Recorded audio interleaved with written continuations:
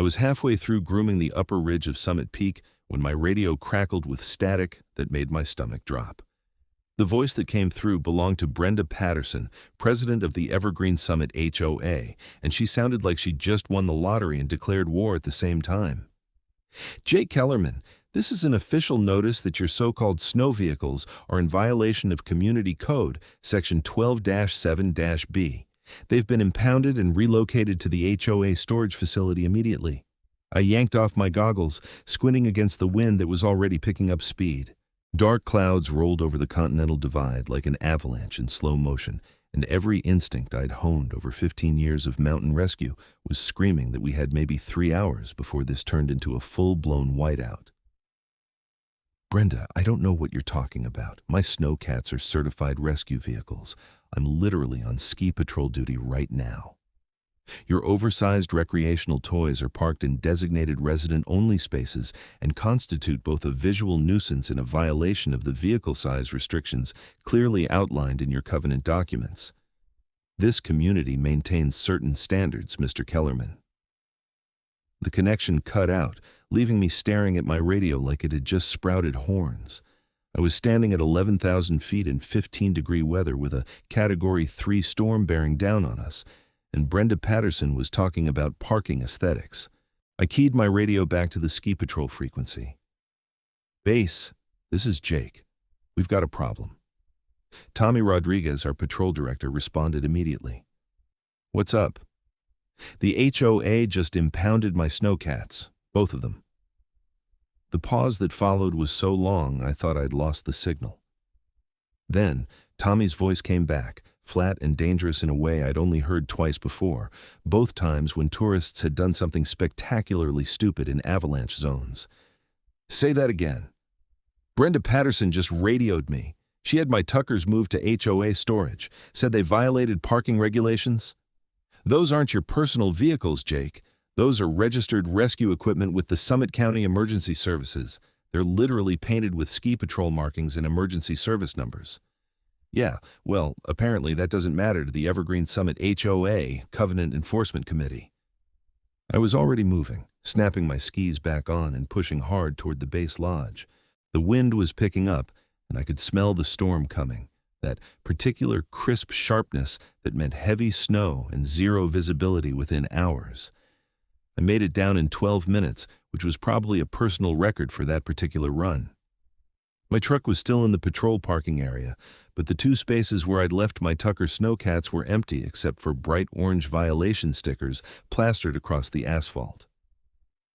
Each sticker had Brenda's signature printed at the bottom in a font that looked like it cost extra. Tommy met me at the patrol building, his face the color of week-old snow. I've got the sheriff on the phone. They're saying this is a civil matter between you and your HOA unless we can prove immediate endangerment. There's a major storm rolling in. We've got 200 occupied homes up in those developments, plus the resort has 300 guests on the mountain right now. How is that not immediate endangerment? Because the storm hasn't hit yet. Tommy dragged his hand through his hair, which was already standing up like he'd been electrocuted. Look, I'm on your side, but Sheriff Martinez says his hands are tied until something actually happens. The HOA is technically a private entity with enforcement rights granted by property covenants. As long as they're not actively breaking the law right this second, it's a contract dispute. I felt something cold settle in my chest that had nothing to do with the temperature. Where did they take them? That's the thing. Nobody knows. The HOA storage facility isn't listed on any county records I can find. Brenda's not answering her phone, and the property management company says they don't handle enforcement actions. The snow started falling 20 minutes later. Not the gentle postcard stuff that tourists loved, but hard, wind-driven pellets that reduced visibility to about 10 feet and accumulated at roughly an inch every 15 minutes. I was in my truck headed toward Brenda Patterson's house when my phone rang. The number belonged to Marcus Chen, one of my neighbors from 3 houses down in the Evergreen Summit development. Jake, man, I saw what they did. That's completely insane. Do you know where they took them? No, but I recorded the whole thing. The tow truck showed up at 7 this morning with Brenda and 2 other board members. They had bolt cutters for your locks and everything. I've got it all on my security camera. Send it to me. Send it to Tommy Rodriguez at Ski Patrol too. I was already turning around, heading back toward the development. Marcus, do you know where the HOA storage facility is? I thought it was that building behind the clubhouse, but I drove past there 30 minutes ago and didn't see anything. Jake, the storm's getting really bad. My weather station is showing wind gusts at 40 miles per hour and climbing. He wasn't wrong. My truck was already fishtailing on the road despite four-wheel drive and chains. The temperature had dropped 8 degrees in the last hour, and the snow was coming down so thick my wipers could barely keep up. This was exactly the kind of storm that killed people, the kind where someone's car slid off the road into a ravine and they couldn't be found until spring thaw. I pulled into the Evergreen Summit development through gates that were already accumulating snow on their decorative iron scrollwork. The development sprawled across the mountainside in 3 tiers, each one featuring oversized homes that probably cost more than I'd make in 5 lifetimes. My own house was a modest 3-bedroom I'd inherited from my uncle, grandfathered in before the HOA went completely insane with their building requirements. Brenda Patterson's house sat at the top of Tier 2, a massive stone and timber structure with heated driveways and enough outdoor lighting to guide aircraft. I parked behind her silver Mercedes SUV and walked through snow that was already 6 inches deep. The front door opened before I could knock. "Mr. Kellerman, you're trespassing." Brenda stood in her doorway wearing a cream-colored sweater that probably cost more than my entire winter wardrobe. She was 52, blonde, and had the kind of smile that made you check if your wallet was still in your pocket. "Where are my snowcats, Brenda?" "Your vehicles are in secure storage pending a hearing before the Architectural Review Committee. You'll receive official notification within 7 business days." "There's a major storm happening right now. Those are emergency rescue vehicles registered with Summit County. You can't just impound them."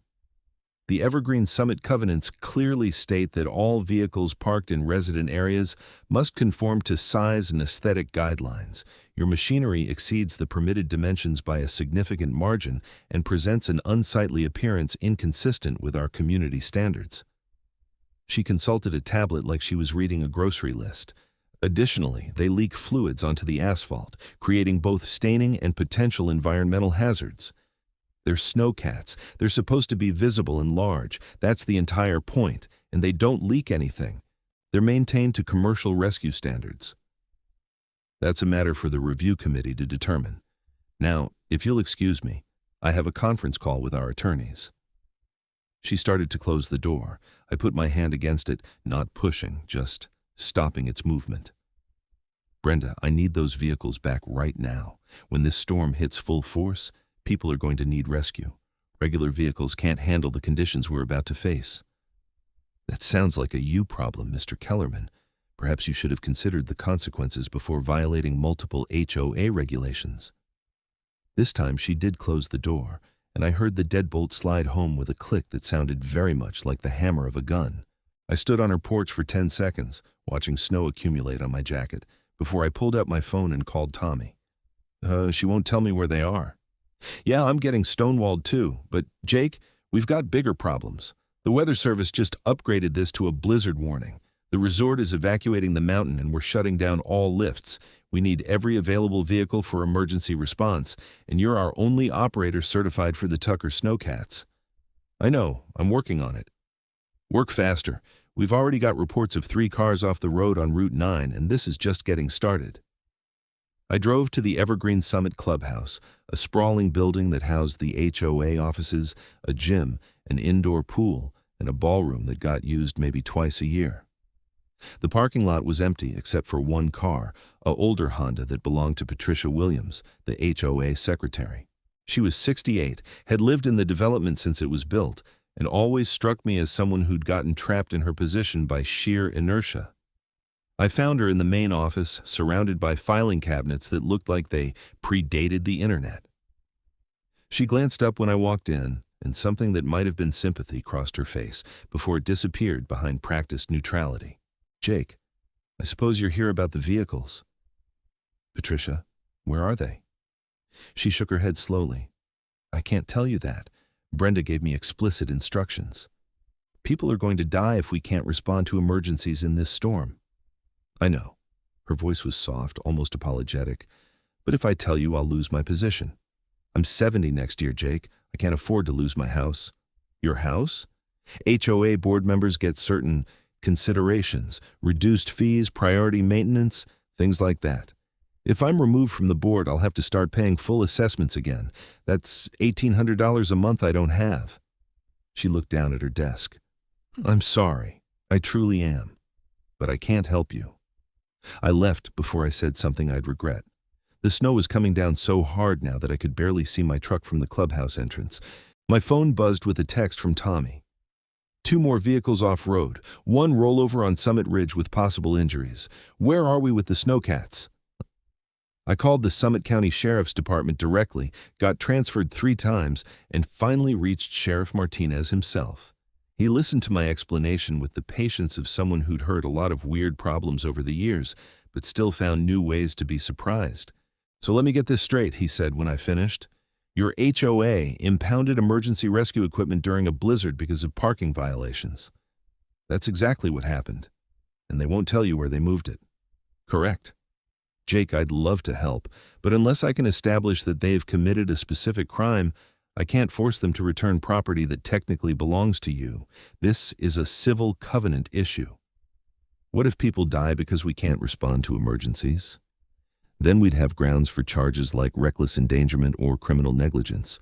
But I can't arrest someone for a crime that hasn't been completed yet. That's called prior restraint, and it's not legal. So you're telling me I have to wait until someone actually dies before you can do anything? The pause was long and heavy. I'm telling you that I need evidence of criminal activity, not just potential consequences. Look, I'll send a deputy out to talk to Patterson. See if we can't convince her to be reasonable. But that's all I can do right now. I hung up and sat in my truck watching the storm try to bury the world. My phone rang again. This time, it was a number I didn't recognize. Mr. Kellerman, this is Jennifer Worth with Channel 7 News. We received a tip about emergency vehicles being impounded by an HOA during the blizzard.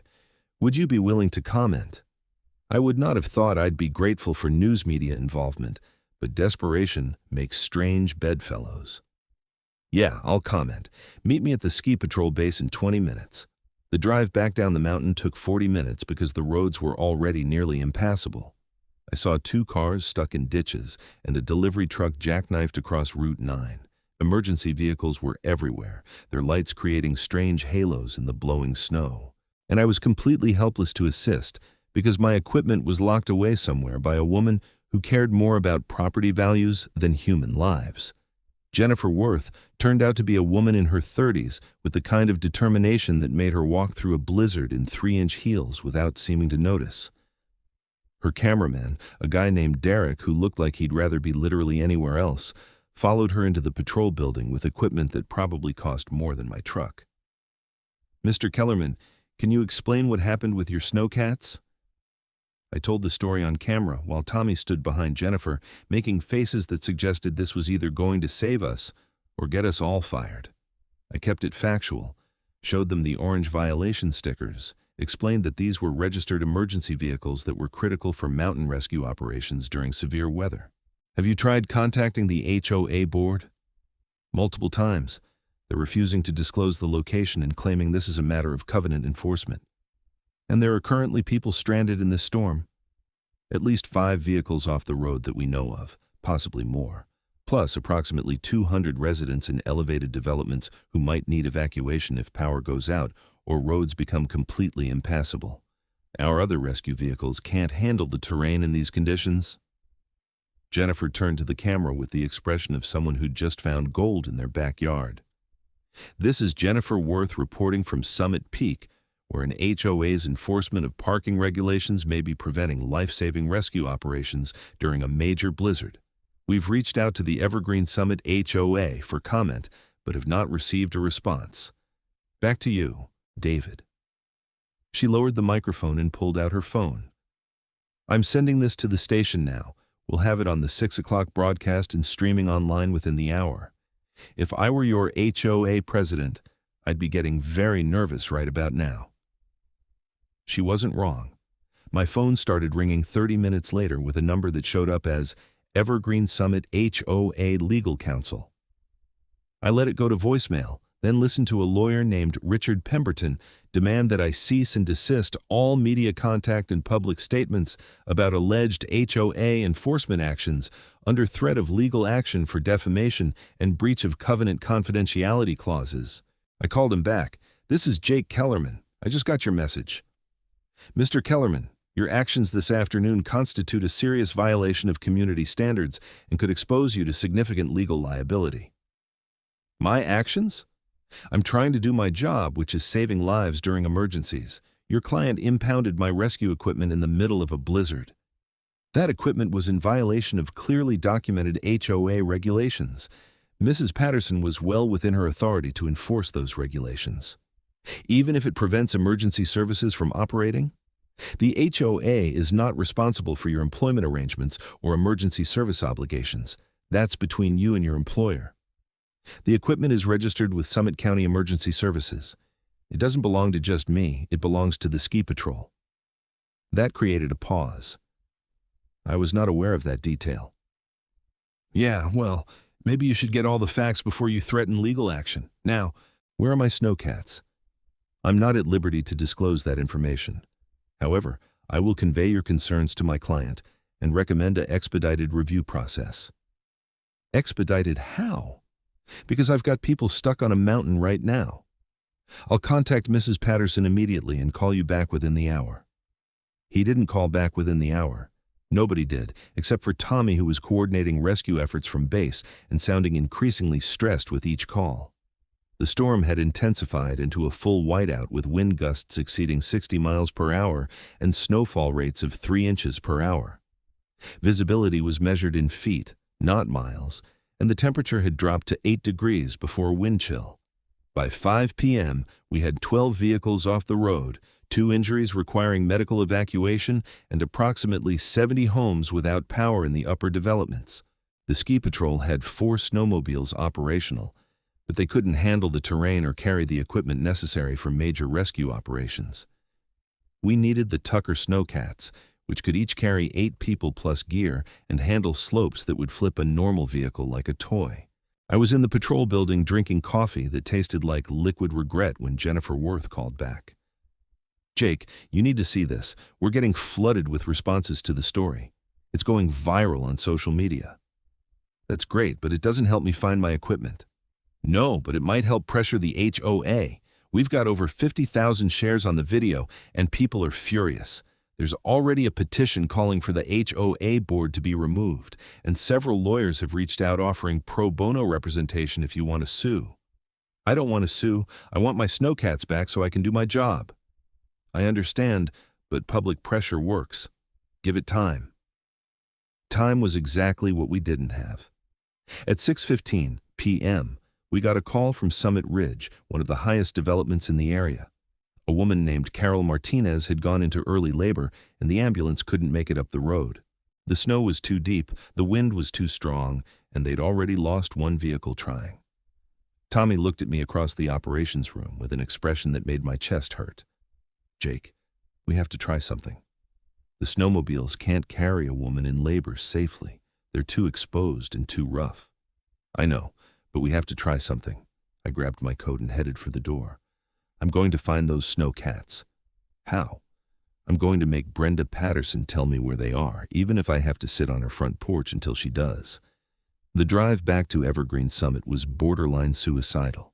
The roads were buried under 18 inches of snow with drifts that reached 3 feet in places. I saw 2 snowplows stuck on the side of Route 9, which was never a good sign when the plows couldn't handle conditions. My truck crawled along at maybe 10 miles per hour, 4-wheel drive screaming and chains rattling like Jacob Marley's ghost. I made it to Brenda's house at 7 p.m. to find every light off and no Mercedes in the driveway. I called her cell phone 4 times, left 3 voicemails that were probably not going to win any diplomacy awards, and was about to start checking windows when Marcus Chen called me. "Jake, I think I know where your snowcats are." "Where?" "You know that old mining equipment barn about 2 miles past the development?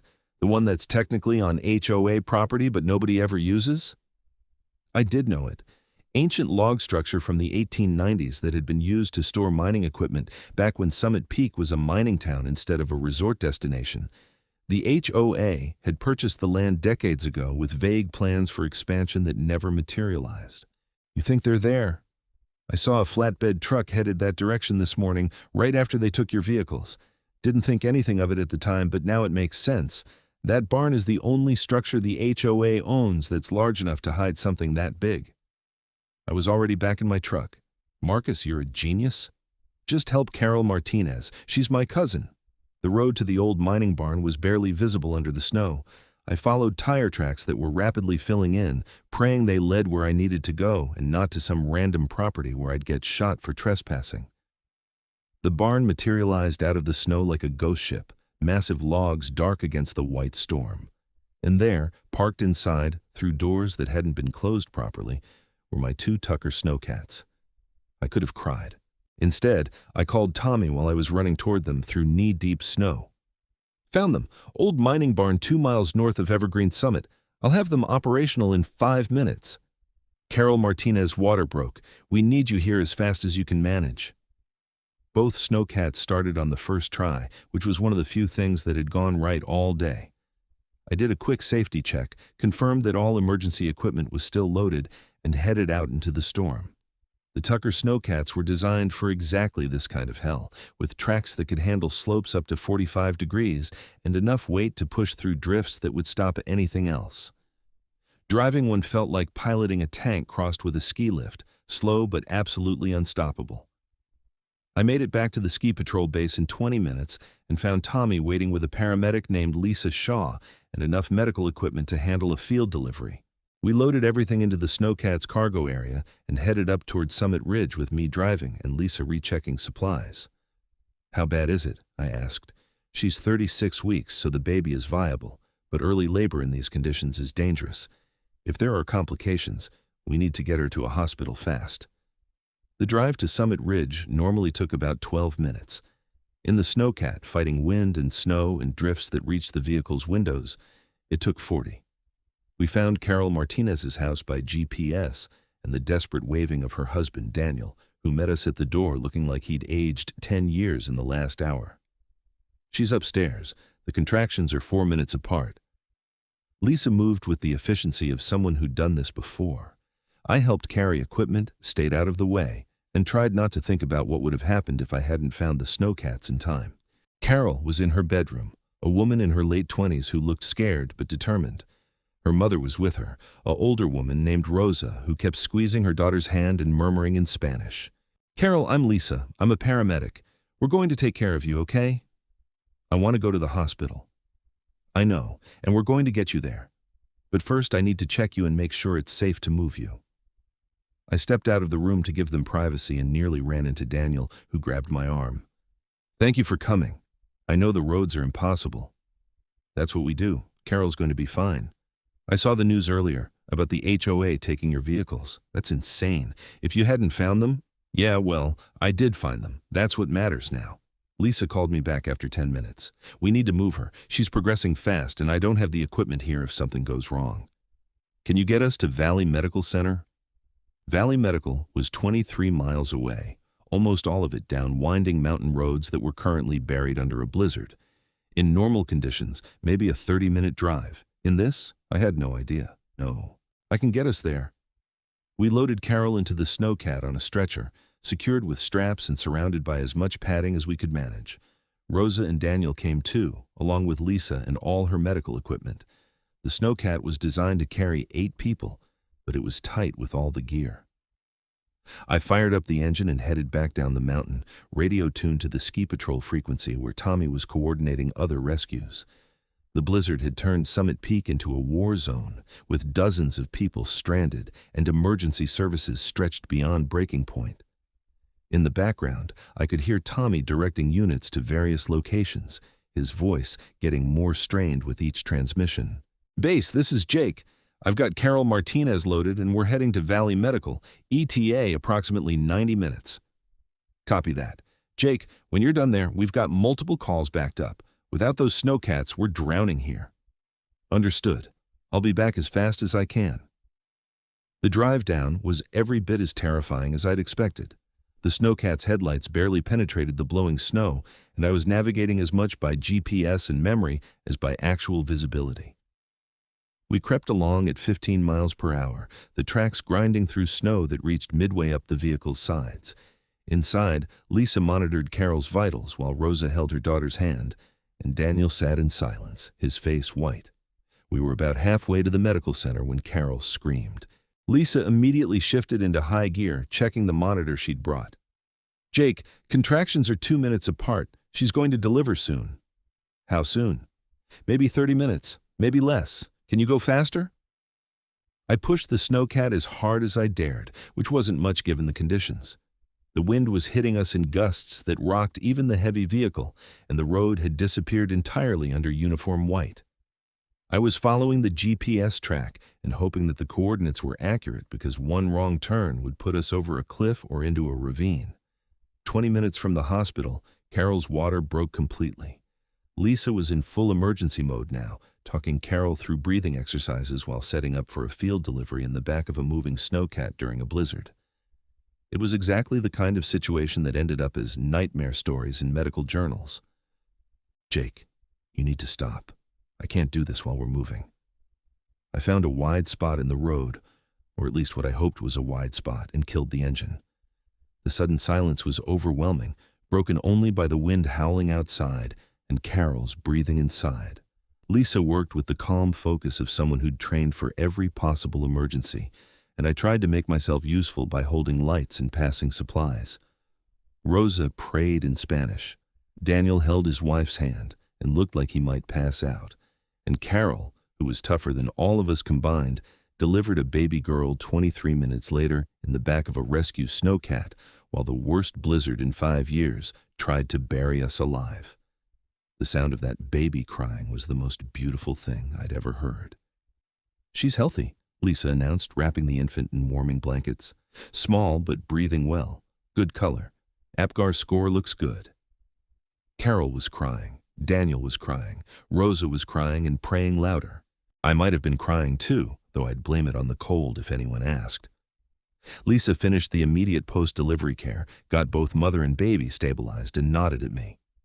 "Okay, now we can move. Let's get them to the hospital for proper follow-up." We made it to Valley Medical Center at 9:45 p.m., pulling up to the emergency entrance where a team was already waiting.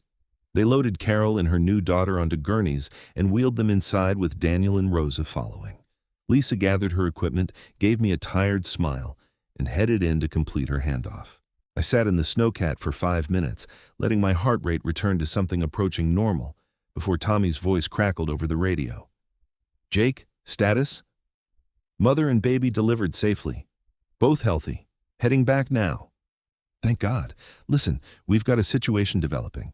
The power's out in 5 developments, and we're getting calls about potential carbon monoxide poisoning from people running generators incorrectly. We need to do evacuation runs to the emergency shelter at the community center." "On my way." I stopped at a gas station that somehow still had power, filled the snowcat's tank, grabbed coffee and a sandwich that tasted like cardboard but provided calories, and headed back up the mountain. The storm was still going strong, though the weather service was predicting it would start to break around midnight. That still left several hours of brutal conditions and a lot of people who needed help. The next 6 hours were a blur of rescue runs. I transported 32 people from powerless homes to the emergency shelter, including an elderly couple with oxygen tanks, a family with 3 small children, and a man with a portable dialysis machine. The second snowcat, which another patrol member named Kevin Stewart brought into service, handled another 40 evacuations. Between the 2 vehicles, we got everyone who needed shelter to safety. By 3 a.m., the storm was finally breaking. The snow was still falling, but the wind had dropped, and visibility had improved from completely impossible to merely terrible. Tommy called a brief stand down for the rescue crews to rest and regroup. I parked the snowcat at the patrol base, stumbled inside, and collapsed on a couch in the break room. I woke up 4 hours later to Tommy shaking my shoulder and holding out a cup of coffee. "You need to see this." He showed me his phone, which was displaying what looked like every news website in Colorado simultaneously. The story had exploded beyond anything I'd expected. Local news had picked up Jennifer Worth's initial report, then regional outlets, then national media. By morning, HOA impounds rescue equipment during blizzard was trending on social media with the kind of virality usually reserved for political scandals and celebrity drama. But that wasn't the biggest development. The biggest development was that the Summit County Sheriff's Department had arrested Brenda Patterson at 6 a.m. on charges of reckless endangerment and interference with emergency services. "What happened?" I asked, my brain still foggy from too little sleep. "Carol Martinez's delivery happened." That's what happened. Once there was a specific incident where someone's life was endangered because of the impounded equipment, the DA had grounds for charges. They also arrested 2 other HOA board members, Linda Cunningham and Robert Hayes, on similar charges. I sat up, suddenly very awake. They actually arrested them? Perp walk and everything. It's all over the news. The DA is calling it criminal negligence that could have resulted in multiple deaths. Tommy's expression was somewhere between satisfaction and exhaustion. There's more. The ski patrol filed a formal complaint with Summit County about the impoundment of emergency equipment. Turns out those snowcats aren't legally yours at all. They're county property on loan to the ski patrol, which means the HOA effectively stole government emergency resources. I didn't know that. Neither did I until our director looked into it this morning. Your uncle purchased them originally, but when he donated them to the ski patrol, they became county assets, which makes what the HOA did a whole lot more serious legally. My phone started ringing. It was a number with a Denver area code. I answered to find myself talking to someone named Gregory Foster, who introduced himself as an attorney specializing in HOA law. "Mr. Kellerman, I've been following your situation. I'd like to represent you in a civil suit against the Evergreen Summit HOA for violation of your rights, illegal seizure of property, and interference with your employment. I'll work on contingency, meaning you don't pay unless we win. I just want to make sure this doesn't happen again." "Oh, it won't happen again. By the time I'm done, that HOA is going to be permanently barred from interfering with emergency services and probably dissolved entirely. The liability they've exposed themselves to is staggering."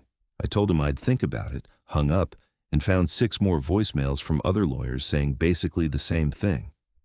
There were also messages from 3 different news outlets requesting interviews, a producer from a podcast about HOA horror stories, and 1 very angry voicemail from Richard Pemberton, the HOA lawyer, demanding I return his call immediately.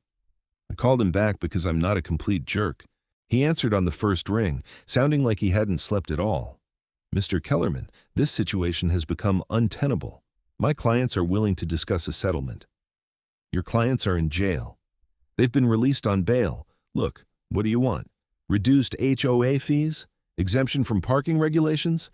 We're prepared to offer significant concessions to resolve this matter quietly. I want to make sure that emergency vehicles are never impounded again, regardless of HOA regulations. And I want the people responsible to face consequences for what they did. The criminal charges are out of my hands, but regarding the HOA regulations, I can get you a written exemption for any vehicle designated as emergency equipment. Not just for me, for anyone. Any emergency vehicle, whether it's mine or someone else's, is exempt from HOA regulations, period. That needs to be in the covenants permanently." The pause suggested he was weighing options. "I can probably get that approved by the board. Most of the members are terrified right now and willing to agree to almost anything." "Then do it. And Brenda Patterson needs to resign." "Already done. She submitted her resignation this morning along with Cunningham and Hayes. The remaining board members are appointing replacements and trying to do damage control." I hung up feeling like I'd won something, but also weirdly unsatisfied. The situation was resolved, the immediate crisis was over, but it had taken a woman going into early labor and a viral news story to make the HOA face consequences for something that should never have happened in the first place. Tommy found me an hour later while I was doing maintenance checks on the snowcats. "How are you holding up?" "Tired, angry, relieved. Take your pick." "That baby you helped deliver?" Carol and Daniel named her Jake. "Well, Jacqueline, but they're calling her Jackie." That hit me harder than I expected.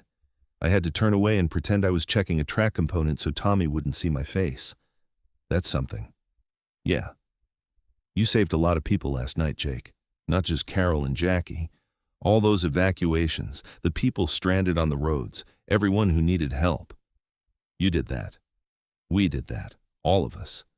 Sure, but you're the one who tracked down the snowcats when the HOA tried to hide them. You're the one who refused to give up. He clapped me on the shoulder. You're a good guy. Don't let this make you cynical. The criminal case against Brenda Patterson, Linda Cunningham, and Robert Hayes moved forward with surprising speed. The DA's office was apparently taking the matter seriously, and the publicity around the case meant they couldn't just let it quietly disappear. The charges were reckless endangerment in the first degree, a Class 3 felony in Colorado that carried potential prison time. I testified at the preliminary hearing 2 weeks later, explaining the events of that night and the potential consequences of having emergency equipment impounded during a blizzard.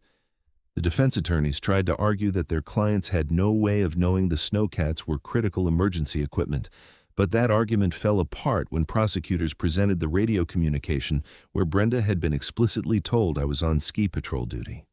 The defense also tried to claim that the HOA was simply enforcing legitimate community standards, but that argument collapsed under the weight of common sense and public opinion. You can't hide behind covenant enforcement when your enforcement actions directly endanger lives. Carol Martinez testified too, describing her terror when she went into labor during the blizzard and the relief when the snowcat arrived.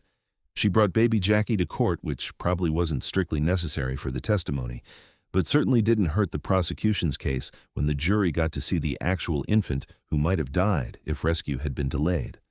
The trial took 4 days. The jury deliberated for 3 hours. Brenda Patterson was found guilty on all charges and sentenced to 18 months in prison plus 3 years probation and community service. Linda Cunningham and Robert Hayes got lighter sentences due to their lesser roles, 12 months and 6 months respectively, both suspended in favor of probation and community service. But the criminal case was just the beginning. The civil litigation was where things got truly complicated. I filed suit against the HOA with Gregory Foster's representation, seeking damages for emotional distress, interference with employment, and violation of emergency services statutes. Other residents filed separate suits. The Ski Patrol filed one. Summit County filed one for theft of government property. The total liability facing the Evergreen Summit HOA was estimated at somewhere north of $2 million, which was more than their insurance would cover and far more than they had in reserve funds. The HOA effectively went bankrupt, which triggered a complex legal process involving the dissolution of the association and the restructuring of property covenants. It took 18 months for everything to settle. In the end, the Evergreen Summit HOA was dissolved entirely and reformed as a much more limited entity with explicit protections for emergency services written into the foundational documents. The new covenants included language stating that no emergency vehicle, equipment, or personnel could be subject to any restrictions based on appearance, size, or aesthetic considerations. I received a settlement of $75,000, which I used to buy my own personal snowcat so I'd never be dependent on someone else's equipment again. Other residents received smaller settlements. The Ski Patrol got their legal fees covered and a formal apology from the reformed HOA board. More importantly, the case became a cautionary tale that spread through HOA communities across Colorado and eventually nationwide. Multiple states introduced legislation limiting HOA authority over emergency services, and several industry organizations revised their model covenant documents to include explicit emergency service protections. Brenda Patterson served 13 months of her sentence and was released on good behavior. I saw her once after she got out at a grocery store in Summit Peak. She saw me too, went very pale, and hurried away down a different aisle. I didn't follow her. There was nothing left to say. The snowcats are still parked at my house, which is now technically in a reformed HOA that mostly focuses on road maintenance and snow removal rather than the aggressive aesthetic enforcement that characterized the old regime. My neighbors don't complain about the vehicles anymore. In fact, several of them have told me they're glad I have them, that they sleep better knowing rescue equipment is nearby. I'm still on ski patrol, still doing mountain rescue, still driving those same Tucker snowcats through storms that would stop normal vehicles. Every time I fire up the engine and head out into a blizzard, I think about that night when Brenda Patterson decided that parking regulations were more important than human lives. I think about Carol Martinez in labor, about the 32 people I evacuated from powerless homes, about all the calls we responded to during that storm. And I think about what would have happened if I hadn't found the snowcats in time, if Marcus Chen hadn't remembered the old mining barn, if the news story hadn't gone viral and put enough pressure on the authorities to take action. The thing about HOAs is that they operate in this weird legal gray area where they have a lot of power but not much accountability. They can fine you, they can put liens on your property, they can make your life miserable over things like paint colors and lawn height. But they're not government entities, so they don't have to follow the same rules or provide the same protections. What happened with Brenda Patterson in the Evergreen Summit HOA was an extreme case, but it wasn't an isolated incident. All across the country, HOAs are making decisions that prioritize property values and aesthetic uniformity over common sense and human welfare. Most of those decisions don't result in criminal charges or viral news stories, but they still make people's lives worse. I got lucky. I had the resources, the public support, and the specific circumstances necessary to fight back and win. A lot of people don't have those advantages. They just suffer quietly under petty regulations and power-hungry board members who treat covenant enforcement like a holy crusade. The reforms that came out of my case helped, but they didn't solve the fundamental problem. HOAs still have too much power and too little oversight. They're still run by volunteers who often have no training in law, conflict resolution, or basic human empathy. And they're still capable of making catastrophically bad decisions when someone like Brenda Patterson decides that their personal vision of community standards is more important than reality. Tommy retired last year, moved to Arizona, where he doesn't have to deal with snow anymore. We still talk on the phone occasionally, and he always asks about the snowcats. Kevin Stewart took over as patrol director, and he's been good about maintaining relationships with local emergency services and making sure everyone understands that rescue equipment is never, under any circumstances, subject to community regulations. The new HOA board is fine. They're boring, which is exactly what an HOA board should be.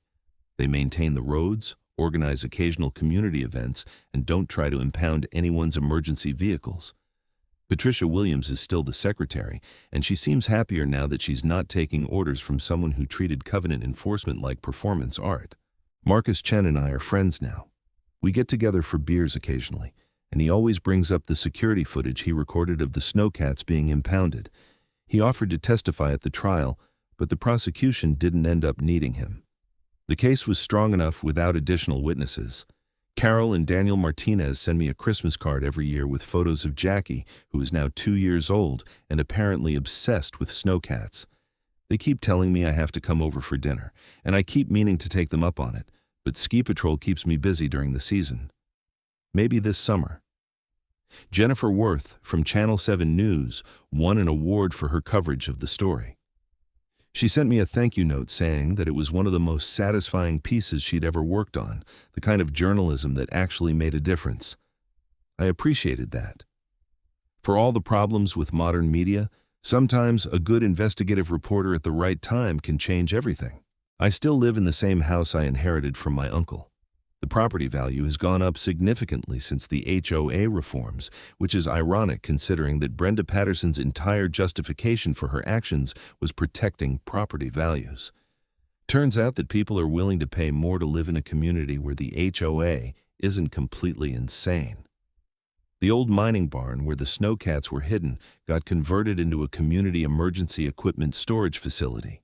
It now houses backup generators, medical supplies, and spare rescue equipment that can be accessed by any emergency services in the area. The reformed HOA maintains it as part of their commitment to supporting rather than obstructing emergency response.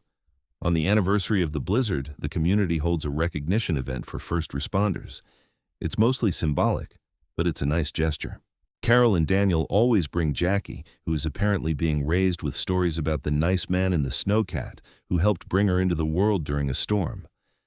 I'm not sure how I feel about being someone's origin story, but it beats the alternative. The thing I've learned from all of this is that systems of authority, no matter how small or informal, can become dangerous when people forget that the rules are supposed to serve human welfare, not the other way around. Brenda Patterson wasn't evil. She was just so invested in her vision of community standards that she lost sight of why communities exist in the first place. People create HOAs to maintain property values and provide shared services. Those are legitimate goals. But when the HOA becomes an end unto itself, when enforcement of regulations becomes more important than the well-being of residents, the whole system becomes toxic. And in extreme cases, like what happened that night during the blizzard, it can become deadly. I don't know what Brenda thinks about now when she looks back on her decisions. Part of me hopes she understands how close she came to being responsible for multiple deaths. Part of me thinks she probably still believes she was just doing her job as HOA president, enforcing the covenants that residents agreed to when they purchased their properties. That's the scariest part, honestly.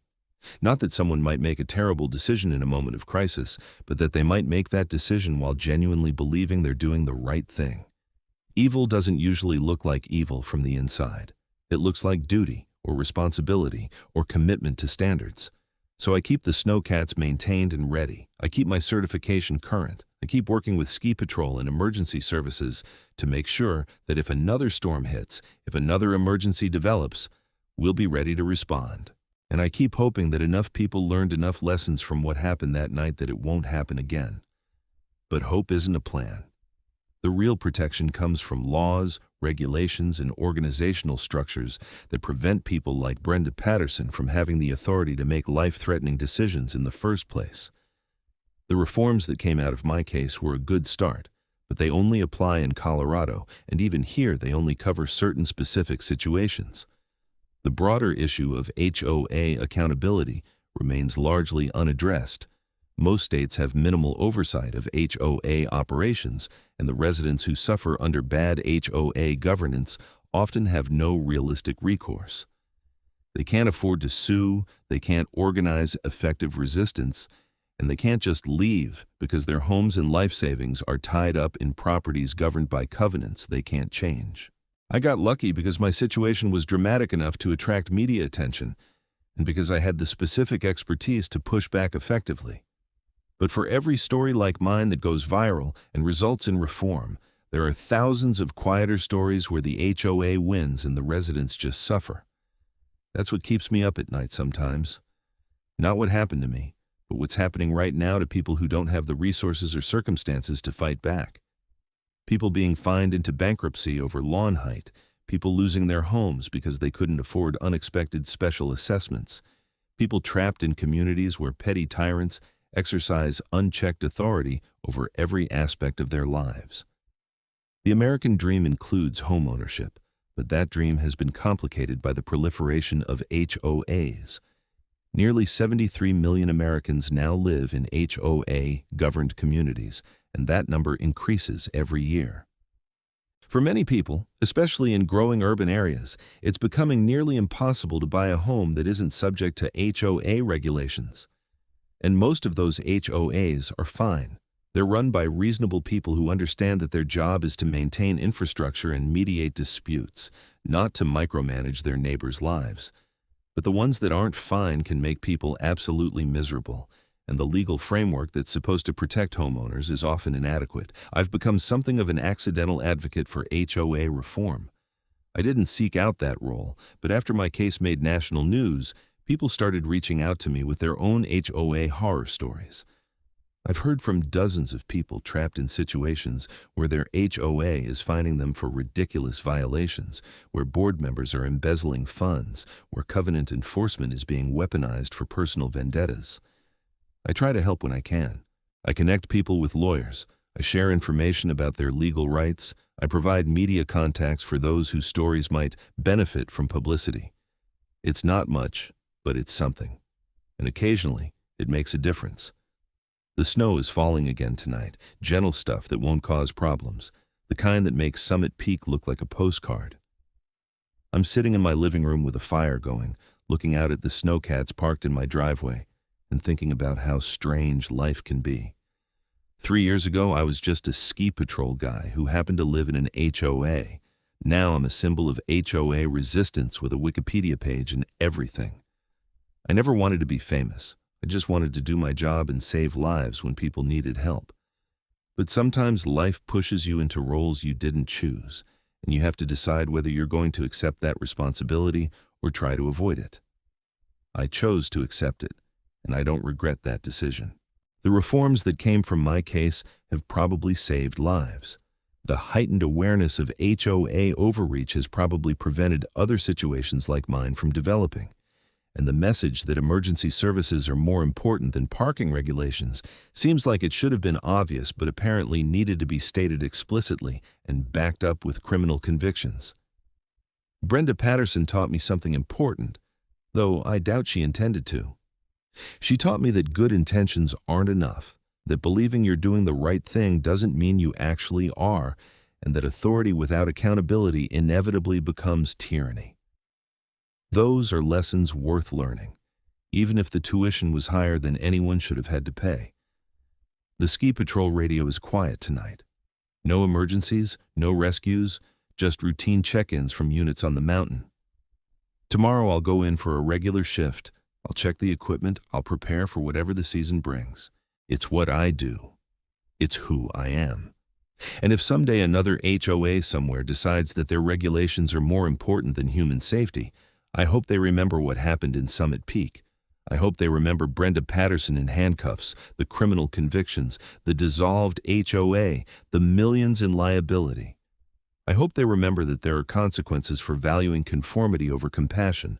Most of all, I hope they remember baby Jackie Martinez, born in the back of a rescue snowcat during a blizzard, while an HOA president sat in her comfortable home and congratulated herself on enforcing parking regulations.